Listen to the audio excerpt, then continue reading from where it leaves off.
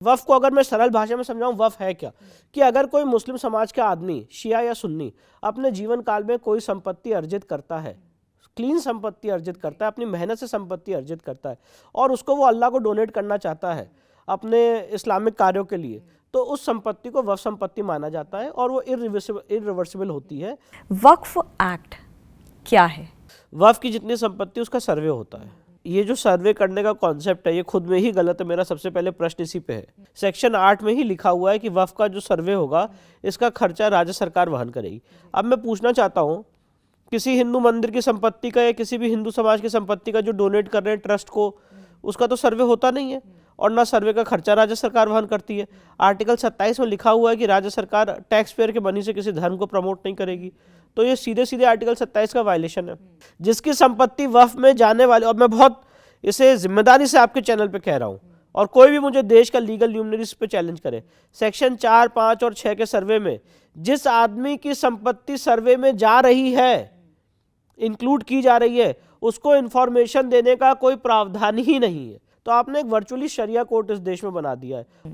मतलब कि अगर मैं एक दिन सुबह उठती हूँ, मुझे पता चलता है कि ये वक्फ बोर्ड पे मेरा घर या मेरी प्रॉपर्टी जा रही है, तो मुझे कोई नोटिफिकेशन नहीं आया? आपको पता ही नहीं चलेगा। आपको पता चलेगा 20-30 साल बाद। मैं आपको उदाहरण देना चाहता हूँ चंद्रशेखर आज़ाद पार्क का, प्रयागराज में, जहाँ पे चंद्रशेखर जी ने शहादत दी थी। उस पार्क को वक्फ संपत्ति घोषित कर दिया। ज्ञानव्यापी के केस में जो ज्ञानव्यापी मंदिर है, उस पूरे परिसर को आपने वक्फ संपत्ति घोषित कर रखा है।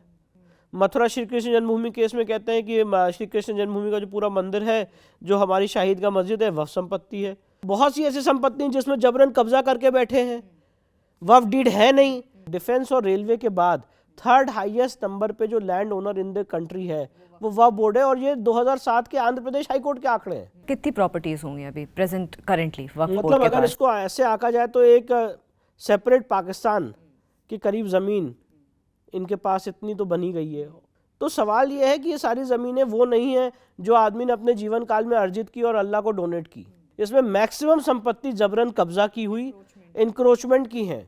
ओनरशिप की बात करें तो वो ओनरशिप किसकी है ताजमहल में? ताजमहल की लीगल इशू ये है, किसी बहुत सारे लोगों को पता नहीं है, इस पे कार्बन डेटिंग हुई थी ताजमहल की, और ताजमहल की जब डेटिंग की गई थी तो पाया गया था कि शाहजहां से भी 300 साल पहले का स्ट्रक्चर है। ताजमहल में आज भी ऐसे 27 कमरे हैं जो बंद है आर्टिफिशियल वॉल से, जिसको खोलने की कवायद नहीं की जा रही है। मथुरा श्री कृष्ण जन्मभूमि के केस में क्या हो रहा है, भोजशाला में क्या हो रहा है, ये वही पैटर्न ताजमहल में भी अडॉप्ट किया गया है। एक हिंदू स्ट्रक्चर को एक मुस्लिम मुसोलियम कन्वर्ट करने की कोशिश की गई है। अभी प्रेजेंट स्टेटस क्या है ज्ञानव्यापी? देखिए, ज्ञानव्यापी में आर्कियोलॉजिकल सर्वे की रिपोर्ट आ गई है। जो नेक्स्ट इसमें कुछ कदम हैं जो बाकी हैं, वहाँ पे 8 ऐसे तहखाने जो अभी भी बंद हैं, तो वहाँ पे थोड़ी इन्वेस्टिगेटिव एक्सरसाइज होना बाकी है। लोग ये जानना चाहते हैं कि कब से पूजा अर्चना वहाँ पे शुरू होने लग जाएगी? ये 400-500 साल का एक दंश है जो हमारी पूरी सभ्यता, हमारा पूरा समाज झेल रहा है, और ये साबित करेंगे कोर्ट के पटल पे और सबके सामने कि ज्ञानव्यापी कोई मस्जिद नहीं है। ज्ञानव्यापी हमारे मंदिर का मूल रूप था, वहीं पे उनका स्थान था, हमारे ईश्वर, हमारे देवता का, जिसको जबरन कब्जा करके मस्जिद का शेप देने की कोशिश की गई। जो लोग इतने अपने रिसर्च पे मजबूत हैं, भाई अगर विष्णु शंकर जैन, हरिशंकर जैन ने झूठ बोला है कि वो शिवलिंग है, तो वो जांच में सामने आ जाएगा, और अगर आपने सच बोला है कि ये फाउंटेन है तो जांच में सामने आ जाएगा। इलाहाबाद हाईकोर्ट ने जांच का आदेश भी दिया। वो जांच के आदेश के खिलाफ सुप्रीम कोर्ट कौन आया?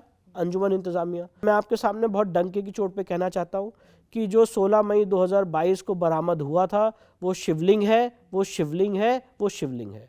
डेथ थ्रेट्स आपको मिलते हैं?